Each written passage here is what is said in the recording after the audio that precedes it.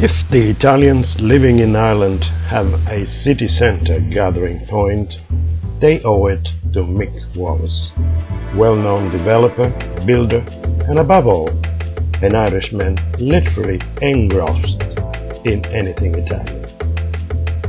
It is the Italian Quarter, or Wallace'S Centre, in Bloom's Lane alongside the River Liffey, which is now a must for Italians living in Ireland as well as visitors. Italian restaurants and cafes choreograph this quaint lane, where on one side wall Mick commissioned a huge mural representing Leonardo da Vinci's The Last Supper, with the difference that living characters replace Jesus and the Apostles. Because of his love for football, Italian football in particular, Mick made sure to feature the Forza Juve slogan in one corner of the mural. Now Mick, apart from being a well-known developer and builder in the Dublin scene, the Irish scene, you are well known amongst the Italians for your love affair with Italy, or anything Italian. Can you tell us, how did it all start? I suppose the original connection would have been my sister. I have a sister, Mary, living in Torino, and she's in Turin now for about 30 years. Yeah. So I went to the World Cup in 1990, and for 5 weeks for the tournament, we drove up and down the country a few times. Went to, I think, 17 games out of the World Cup. Oh. And but my sister was living in Turin at that time, and when I came home, I mean, obviously I liked it very much. Liked the food, the wine, the people. Obviously, I've always been fond of Italian football. I would have supported. I was at the World Cup final in '82, saw all Rossi's goals. Oh well. I would have. So I've been following the Italian national team since then. But anyway, I started going back to Turin to see my sister, and on a regular basis, and taking in football. I used to go watch Torino Calcio, Juventus, and Milan. And then, I was coaching football in Ireland, and eventually I started bringing under 16 players from my team in Wexford to Italy every Easter for about 10 days. Right. And I used to bring them to Torino Calcio for coaching. Yes. And then we started playing in tournaments, and we've gone every year for the last 12 years with an under 16 group, and it's been very good. And I started studying Italian coaching techniques, and got much more involved in it. I read a lot of Italian written coaching manuals. Used to go watch Torino and Juventus train, and learned a lot more about it.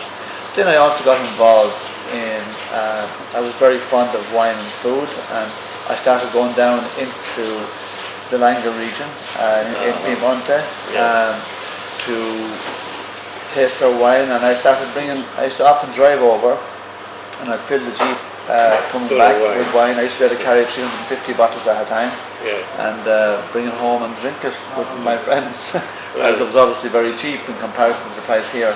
But then eventually I bought an apartment in Turin in the mid-90s, and started to go over a bit more. And obviously when I started building developments like this Italian Quarter here in Dublin, we were building apartments mainly, selling the apartments, but we used to keep the commercial, and in order to control the quality of the development, we decided that we'd put wine bars of an Italian flavour in them. In order to control the quality of the development. So then I started importing the food and wine directly, and I also bought a vineyard in Piemonte. And so you're getting the wines from there?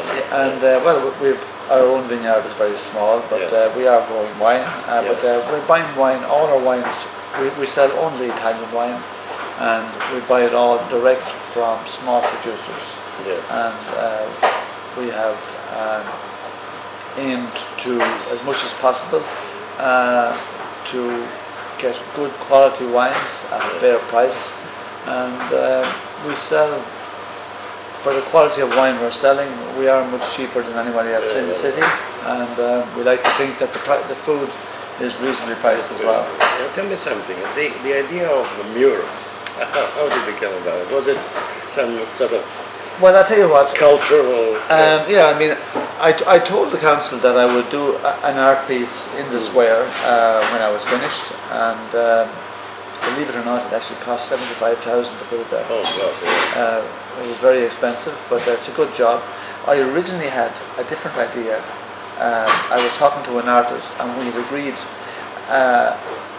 to do a different type of mural, and what it was 11 Roman centurions in a line, meeting 11 tribal Irishmen. This was supposedly said 2,000 years ago. Yeah, that's right.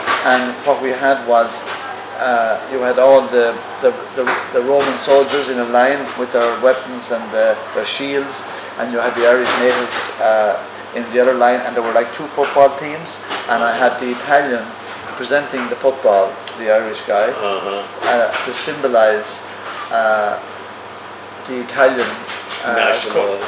well, for me, because I had started to use Italian coaching techniques with my players in Wexford, and it was to symbolise the Italian ideals to Ireland, right?